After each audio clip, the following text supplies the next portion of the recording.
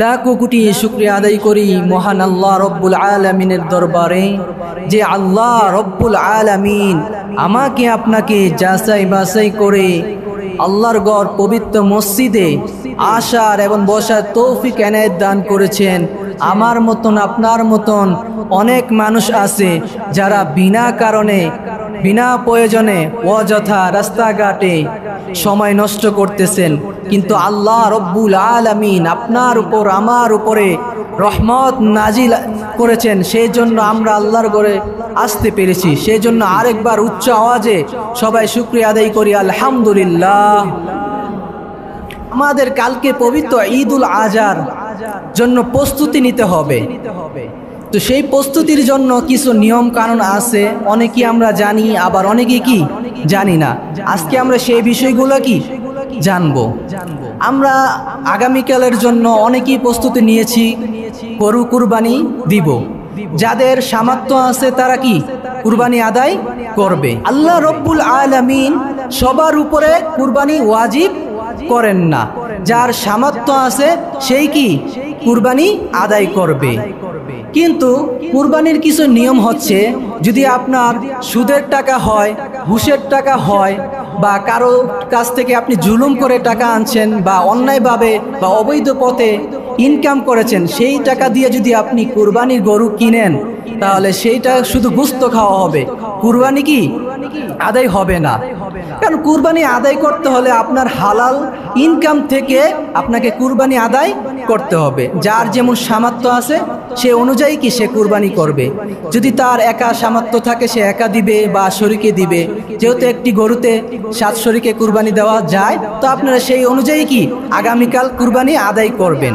এখন কুরবানি কি শুধু গরুটাকে জবাই করা না, আপনার ভিতরে যত অহংকার, লোভ, লালসা আছে সেগুলো কি গরুটাকে যেভাবে আমরা জবাই করি, ঠিক আপনার আমার ভিতরে যত লোভ, লালসা, অহংকার আছে এগুলোকে কি জবাই করতে হবে। এবং কি আমাদের দেশ থেকে অনেক হাজি ভাইয়েরা আল্লাহর ঘর পবিত্র কাবা শরীফে গিয়েছেন হজ করার জন্য। আজকে সৌদি আরব ঈদ, তো তারা ঈদ পালন করতেছে হাজিগণরা। তো আমরাও ইনশাআল্লাহ আগামীকাল আমাদের দেশে আমরা পবিত্র ঈদুল আজহা পালন করব ইনশাআল্লাহ। তো এর মধ্যে হচ্ছে দেখেন, যারা হজ করতে গিয়েছে বা আমরা যারা জীবনে হজ করতে যাব, হজ করতে যাওয়ার মূল উদ্দেশ্য কি আল্লাহ তাআলার ঘর জিয়ারত করব, তাই না?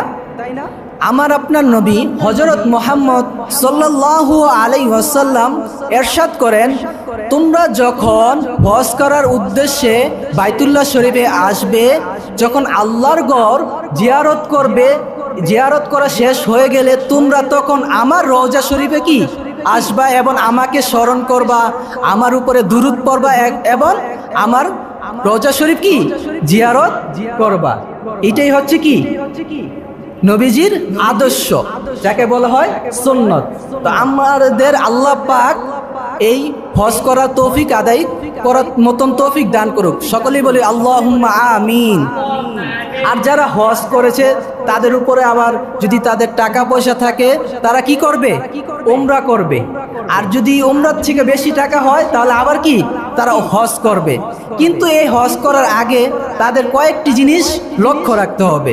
যেমন তিনি হজ করার যাওয়ার আগে যেহেতু সে একবার হজ করছে, দ্বিতীয়বার যদি সে হজ করার নিয়ত করে, যদি তার বাড়ির আশেপাশে পাড়া প্রতিবেশী কেউ অসুস্থ থাকে, ঋণগ্রস্ত থাকে, বিবাহযোগ্য কন্যা থাকে, তাদের কি করতে হবে, সাহায্য করতে হবে। যেহেতু যাদের উপরে অনেক টাকা পয়সা থাকে তাদের উপরে জীবনে একবার হজ ফরজ, আর যদি সামর্থ্য না থাকে উমরা করবে। এটাই তো নিয়ম। এখন আজকে হচ্ছে অনেকেই রোজা রেখেছেন, রাখছেন না? যে ব্যক্তি আজকে দিনে রোজা রাখছে তার পূর্বের 1 বছরের গুনাহ এবং সামনের 1 বছরের গুনাহ আল্লাহ পাক কি করে দিবেন, মাফ করে দিবেন। সুবহানাল্লাহ। তো এই সৌভাগ্য সবার কি হয় না। আমি জানি না কয়জনে রোজা রাখছেন, আল্লাহর রহমতে আমিও রেখেছি। যদি রোজাটা আপনি রাখেন পূর্বের 1 বছরের গুনাহ এবং সামনের 1 বছরের গুনাহ কি মাফ করে দিবেন। সুবহানাল্লাহ। তো যেহেতু আমাদের বাংলাদেশে আগামীকাল ঈদ, তো এই ঈদের জন্য আমাদের কি কিছু প্রস্তুতি নিতে হবে, তাই না? তো আমরা ঈদের দিন কি কি করণীয়, আমরা ঈদের দিন কি কি কাজ করব, এগুলা কি জানতে হবে না? এখন আগামীকাল আমাদের যেহেতু ঈদ, আগামীকাল আমাদের প্রথম কাজ হচ্ছে কি? ফজরের নামাজ আদায় করা। আগামীকাল আমাদের সর্বপ্রথম কাজ কি? ফজরের নামাজ আদায় করা। তারপরে কি? আমরা পরিষ্কার পরিচ্ছন্নতা হয়ে ভালো পোশাক পরিধান করে ঈদগায়, বা যদি ঈদগাহ ব্যবস্থা না থাকে আল্লাহর ঘর মসজিদে আমরা কি ঈদুল আজহার নামাজ আদায় করব। যাদের নতুন পোশাক আছে সে কি নতুন পোশাক পরিধান করবে, আর না থাকলে পরিষ্কার পরিচ্ছন্নতা কাপড় কি পরিধান করবে।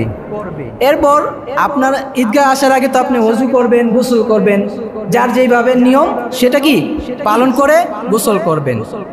ঈদগাহ আসার আগে আপনি মিসওয়াক করবেন, সুন্দরভাবে ওযু করবেন, এরপর ভালো পরিষ্কার পরিচ্ছন্নতা কাপড় পরে আপনি কি যদি আপনার কাছে আতর থাকে বা ভালো সুগন্ধি থাকে এগুলা ব্যবহার করে কি এক রাস্তা দিয়ে আসবেন, আবার অন্য রাস্তা দিয়ে কি বাড়িতে চলে যাবেন।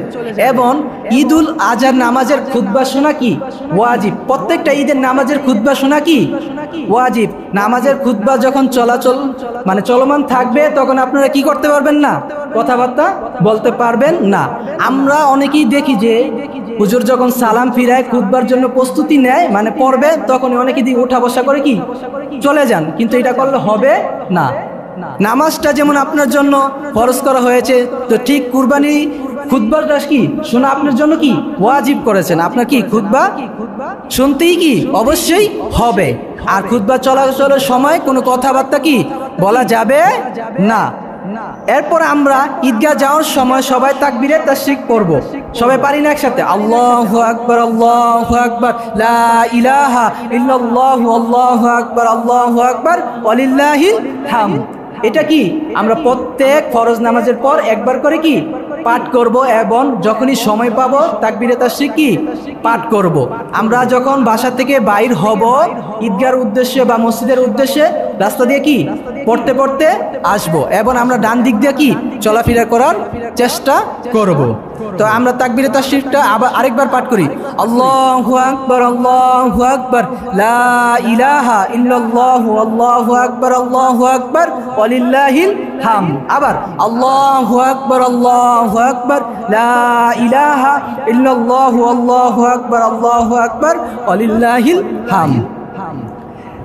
তারপর হচ্ছে আমাদের কুরবানি যেহেতু আদায় হয়ে গেছে, আমরা কি করব? কুরবানি জবাই করার পর যখন আমরা গোশতগুলা বন্টন করব, এটাকে আমরা 3 ভাগ করব না? 1 ভাগ নিজের জন্য, 1 ভাগ আত্মীয় স্বজনদের জন্য, আরেক ভাগ হচ্ছে গরিব, এতিম, অসহায়দের জন্য। এইভাবে আমরা কি করব? কুরবানির মাংসটা বন্টন করব। এরপর হচ্ছে আপনি আপনার পরিবার, আত্মীয় স্বজন, পাড়া প্রতিবেশীদেরও কি খোঁজখবর নিতে হবে। শুধুমাত্র তাই নয়, আপনার পাড়া প্রতিবেশী যারা আছে তাদেরও কি খোঁজখবর নিতে হবে। নিতে হবে না? না হলে কি কুরবানি হবে না। কারণ আপনি কুরবানি দিচ্ছেন আল্লাহ তাআলাকে কি সন্তুষ্ট করার জন্য। কুরবানি দিচ্ছেন কার জন্য? আল্লাহ সন্তুষ্টি করার জন্য। আমরা কুরবানি কি দুনিয়ার মানুষকে দেখানোর জন্য দিচ্ছি? দেখেন আমরা যদি ভালো করে দেখি অনেক মানুষের কুরবানি আদায় হবে না, কারণ অধিকাংশ মানুষেরই কি ইনকামে কি আছে হারাম ঢুকে আছে। আজকে আমরা যাদেরকে ফলো করি, যাদেরকে আমরা সেলিব্রিটি মনে করি, তাদের টাকা কি কখনো হালাল? তাদের টাকা দিয়ে যদি কুরবানি গরু কিনতেছে ঠিকই, কিন্তু গোশত খাওয়া আর কুরবানি করা কি এক? তাদের কুরবানি জীবনও কি হবে না। আমরা কাদেরকে আজকে ফলো করি? যাদেরকে আমরা ফলো করতেছি তাদের ইনকামটাই কি হারাম, তো তাদেরকে আমরা ফলো করব?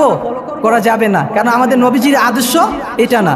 কিন্তু আজ দেখেন আপনাদের সমাজে অনেকেই আছে কি হালাল টাকা দিয়ে কুরবানি দিতেছে। এই হালাল টাকা দিয়ে যারা কুরবানি দিতেছে তাদের মনে কিন্তু একটা শান্তি আছে, তো তারাই কি এই নিয়মগুলো মেনে চলে। এবং আপনি ঈদের দিন একটা কাজ করবেন, তা হচ্ছে আপনার যখন কুরবানির সমস্ত নিয়ম কানুন শেষ হয়ে যাবে, যদি আপনি সময় পান আপনার মা বাবার কবর জিয়ারত করতে যাবেন। কুরবানির সমস্ত কাজকর্ম যখন কি শেষ হয়ে যাবে তখন আপনি কি করবেন? আপনার মা বাবার কবর জিয়ারত করতে যাবেন। আর যদি না যেতে পারেন নফল নামাজ আদায় করবেন। আল্লাহর ঘর মসজিদে বসে বা আপনার ঘরে কোনো এক জায়গায় বসে সূরা ফাতিহা পড়বেন 2 বার। সূরা ফাতিহা কয়বার? 2 বার। তারপর আয়াতুল কুরসি পাঠ করবেন। তারপরে সূরা কাফিরুন আছে না, কুল ইয়া আইয়ুহাল কাফিরুন, এটা পড়বেন কয়বার? 3 বার। তারপর সূরা ইখলাস, কুল হুয়াল্লাহু আহাদ আল্লাহুস সামাদ লাম ইয়ালিদ ওয়া লাম ইউলাদ ওয়া লাম ইয়াকুল লাহু কুফুয়ান আহাদ, এই সূরাটা কয়বার পড়বেন? 3 বার। তারপরে সূরা ফালাক কয়বার পড়বেন? 3 বার। সূরা নাস 3 বার। তারপরে আস্তাগফিরুল্লাহ পড়বেন। তারপর দুরূদ শরীফ পাঠ করে মা বাবার জন্য কি দোয়া করবেন। শুধু মা বাবার জন্য দোয়া করলে হবে? আপনার দাদা দাদি নানা নানি আছে না, তারা কি কবরবাসী আছে না? এরপরে আমরা দেখি আরেকটা জায়গায় একটু মিস্টেক করে ফেলেন, যারা বিবাহ করছেন, আপনাকে শ্বশুর শাশুড়ি নাই, তাদের আত্মীয় স্বজন নাই, তাদের জন্য কি দোয়া করবেন। দোয়া করার একটা পদ্ধতি আমি আপনাদের বলে দিই। যখন আপনারা আল্লাহর দরবারে মুনাজাত আদায় করবেন তখন এইভাবে বলবেন, হে আল্লাহ, আমাদের আদি পিতা হযরত আদম আলাইহিস সালাতু ওয়াস সালাম থেকে আমি যে মুনাজাত করতেছি এই পর্যন্ত যত নর নারী দুনিয়া ছাড়িয়া অন্ধকার কবরে চলে গেছে তাদের সবাইকে কি মাফ করে দাও। এভাবে কি দোয়াটা করা যায় না? মনে থাকবে না? আমাদের আদি পিতা হযরত আদম আলাইহিস সালাতু ওয়াস সালাম থেকে আমাদের মুনাজাত পর্যন্ত যত নর নারী দুনিয়া ছাড়িয়া অন্ধকার কবরে চলে গেছে সবাইকে কি মাফ করে দাও। বিশেষ করে যেমন মা বাবা দাদা দাদি নানা নানি শ্বশুর শাশুড়ির জন্য কি দোয়া করবেন, নিজের সুস্থতার জন্য দোয়া করবেন এইভাবে। এবং আল্লাহ তাআলার কাছে আরেকটা পানা চাইবেন যে হে আল্লাহ, আসমানের বিপদ তুমি আসমানে কি উঠায় নাও, জমিনের বিপদ কি তুমি জমিনে দাফন করে দাও। আমরা এইভাবে দোয়া করি না দেখি আমাদের কি বিপদ একের উপর কি লেগেই থাকে। এরপর এটা দোয়া করবেন যে হে আল্লাহ, আমি যে ঘরে শান্তিতে বসবাস করতেছি এই ঘরে তোমার জিন এবং মানুষ শত্রু থেকে কি আমাকে হেফাজত করো। আমরা এই আমলগুলো ভুলে গেছি। ঘুমানোর আগে ঘুমানোর দোয়া করতে হয়, এই আমলগুলা করি না দেখি কি আমাদের একের পর এক কি বিপদ হয়। তো সকলেই কি চেষ্টা করবেন আল্লাহ তাআলার কাছে কি দোয়া করার জন্য, খাস করে মা বাবার জন্য কি দোয়া করবেন। দেখেন আমরা এই দুনিয়াতে থাকতে গেলে আমাদের একটি কি বাড়ির প্রয়োজন হয় না? হয় কি না? আমরা এই দুনিয়াতে থাকতে গেলে আমাদের একটি কি বাড়ির প্রয়োজন হয়। তো আমাদের আসল বাড়ি যদি কবর হয়, আসল বাড়ি সাজানোর জন্য কে কতটুকু প্রস্তুতি নিয়েছি একবার খেয়াল করে দেখেন তো। এই যে আমাদের জীবনের থেকে একের পর কি ঈদ চলে যাচ্ছে, রমজান চলে যাচ্ছে, কুরবানি চলে যাচ্ছে, যাচ্ছে না? আমরা আমাদের আসল বাড়ি কতটুকু সাজাতে পেরেছি একটা বার চিন্তা করে দেখেন তো। আজকে আমাদের একটা দুনিয়াতে ছোট্ট একটা বাড়ি করি, এটাকে কিভাবে সাজানো যায়, কিভাবে গোছানো যায়, কত চিন্তা ভাবনা টেনশন করি। এই টেনশনে আমাদের অনেকের কি হয় না, ঘুম হয় না। কিন্তু একদিন আমরা কবরে চিন্তা করে দেখেছি? আপনাদের বাড়ির পাশেই তো ওই যে পাঠানতলি কবরস্থান মসজিদ আছে, এবং কি ওখানে একটা গোরস্থান আছে না, গোরস্থান আপনারা যান না? দেখেন তো এই যে ইদানিং এর বৃষ্টির কারণে কবরগুলোর অবস্থা কেমন হয়ে গেছে। ওখানে যাইয়া একবার চিন্তা করবেন, নিজেকে দাঁড় করাবেন, আজকে যদি আমি এটার ভিতরে থাকতাম কি অবস্থাটা বা আমি কিভাবে থাকবো। তো আমরা যেমন দুনিয়াতে শান্তিতে থাকার জন্য নিজের বাড়িটাকে সাজাই, আখিরাতে শান্তি থাকার জন্য আমাদের কবরটাকে কি সাজাতে হবে। এই কবরটাকে সাজাতে হলে কি করতে হবে? 5 ওয়াক্ত নামাজ আদায় করতে হবে, আল্লাহর ঘর মসজিদে দান সদকা কি করতে হবে, হবে না? এই যে আপনাদের একটা সুন্দর এলাকার ভিতরে মসজিদ আছে, আছে না? এই মসজিদটাকে সুন্দরভাবে পরিপাটি করতে কি এটা অন্য এলাকার মানুষ আসবে না আপনাদের কি এগিয়ে আসতে হবে? কাদের আসতে হবে? তো আল্লাহর ঘর মসজিদ যত আপনারা সুন্দর করবেন আপনার কবর কি সুন্দর হবে। আচ্ছা, এই যে মসজিদে আপনারা দান করেন, এই টাকাগুলা কি মসজিদের কমিটিটা খেয়ে ফেলে? কি করে? এই টাকাগুলা দিয়ে মসজিদের উন্নয়ন মূলক কাজ করে। মসজিদে কখনো ফ্যান লাগে, কখনো লাইট লাগে, কখনো মাইকের সমস্যা হয়, এবং কারেন্ট বিল ইত্যাদি কি বিভিন্ন খরচ আছে, আছে না? আপনারা যদি সবাই মিলে এগিয়ে আসেন তাহলে এই মসজিদটা কি সুন্দর হবে না অসুন্দর হবে? যে ব্যক্তি আল্লাহর ঘরকে সুন্দর করবে, আল্লাহ পাক নিজে তার কবরকে কি করে দিবেন? সুন্দর করে দিবেন। এখন আপনারা একটু চিন্তা করে দেখেন এই মসজিদটাকে কতটুকু সুন্দর করা প্রয়োজন। শুধু কি স্বামী স্ত্রী কিভাবে ভালো কাপড় চোপড় পরবেন, সন্তানকে কিভাবে ভালো কাপড় চোপড় কিনে দিবেন, এইগুলো চিন্তা করলে হবে? পরকালেরও কি চিন্তা করতে হবে। যেমন আপনার আখিরাতের জন্য কি করতে পারেন, আপনি ঘরকে বাঁচানোর পর আপনার ঘরে যে জিনিসগুলো প্রয়োজন সেগুলা আপনি আদায় করেছেন, তারপর আপনি কি কিছু টাকা যারা গরিব, অসহায়, ইয়াতিম, মিসকিন তাদেরকে কি করবেন, দান করতে হবে না? আপনার যদি অতিরিক্ত কিছু টাকা থাকে সেখান থেকে আপনি কি করবেন, মা বাবার নামে, দাদা দাদি, নানা নানি, আত্মীয় স্বজনদের কি নামে দান করবেন। মসজিদে হোক, মাদ্রাসায় হোক, যাদের হাত নেই, পা নেই, যাদের মা বাবা নেই তাদেরকে কি করবেন, সাহায্য করবেন।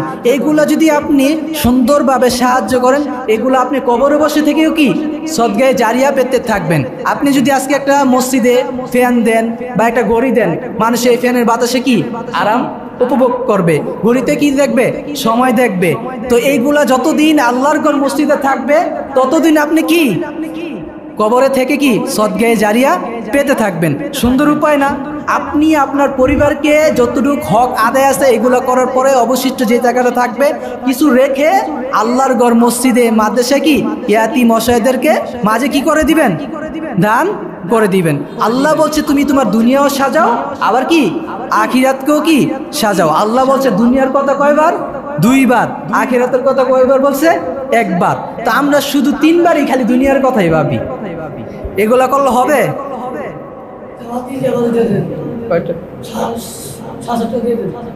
কমিটি বলে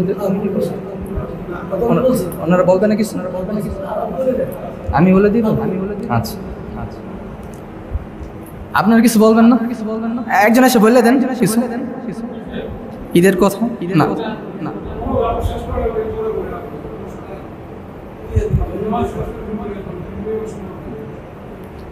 তো আপনারা এইগুলা হক কি করতে হবে, আদায় করতে হবে। তা আপনাদের সবাই আগামীকাল কি কি করবেন মনে আছে তো? প্রথমে কি করবেন, ফজরের নামাজ আদায় করবেন, তারপরে পরিষ্কার পরিচ্ছন্নতা পোশাক পরে গোসল তো অবশ্যই কি করবেন, সুগন্ধি আতর বা এগুলা কি গায়ে লাগায়া তারপর কি আল্লাহর ঘর মসজিদে চলে আসবেন, যদি পারেন ঈদগাহে নামাজ আদায় করবেন ইনশাআল্লাহ। আর যখন চলাফেরা করবেন রাস্তা দিয়ে তাকবীরে তাশরিক পাঠ করবেন, আল্লাহু আকবার, আল্লাহু আকবার, লা ইলাহা ইল্লাল্লাহু, আল্লাহু আকবার, আল্লাহু আকবার, ওয়ালিল্লাহিল হামদ।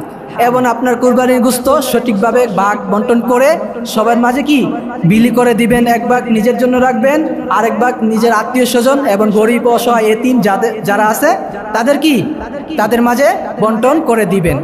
আর যখন আপনার কুরবানির সমস্ত কাজকর্ম শেষ হয়ে যাবে, আপনি যদি পারেন আপনার মা বাবার কি কবর জিয়ারত করবেন, আর না পারলে আল্লাহর ঘর মসজিদে বা আপনার বাড়িতে কি সুন্দরভাবে মা বাবার জন্য দোয়া করবেন, দুরূদ শরীফ পড়বেন, সূরা ফাতিহা পড়বেন, আয়াতুল কুরসি পড়বেন, সূরা ইখলাস, সূরা কাফিরুন, সূরা নাস, সূরা ফালাক, এগুলো পাঠ করে কি আল্লাহর দরবারে দোয়া করবেন ইনশাআল্লাহ।